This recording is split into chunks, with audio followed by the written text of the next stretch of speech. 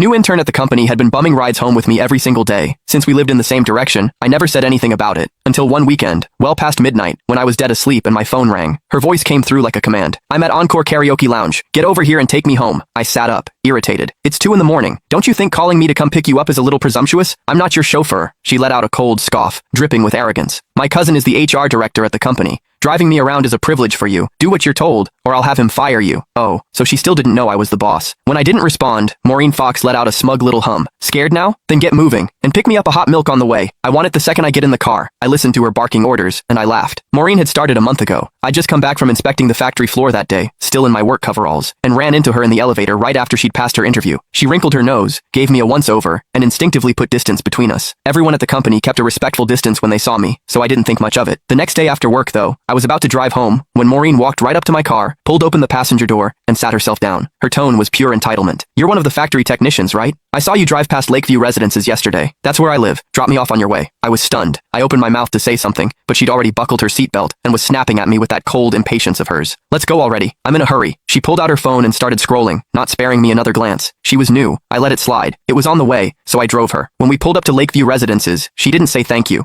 She just shoved the door shut and walked off without looking back. I thought that would be the end of it. It wasn't. From that day on, Maureen showed up in my passenger seat after work like clockwork. Never asked, never waited for an invitation. Before I could even object, she started making demands. "From now on, stop by my building in the mornings when you're heading in. Pick me up on the way. I hate the smell of smoke. I know it's your car, but no more smoking in it. I got down here 3 minutes before you today. Be faster next time. Don't make me wait. These seats are too hard. Bring a cushion for me tomorrow. Something soft. I don't like the color of this car. When you get a chance, wrap it in pink." Now I knew. Her cousin was the HR director. "Hello? Why aren't you saying anything? Are you on your way or not?" Maureen's impatient voice crackled through the phone again. I yawned. "No, I'm going back to sleep. Call yourself a cab." I hung up. Before I could even set the phone down, it rang again. Maureen again. "Are you out of your mind? You actually hung up on me? Do you have any idea that my cousin is sitting right next to me?" I replied lazily. "Oh, and?"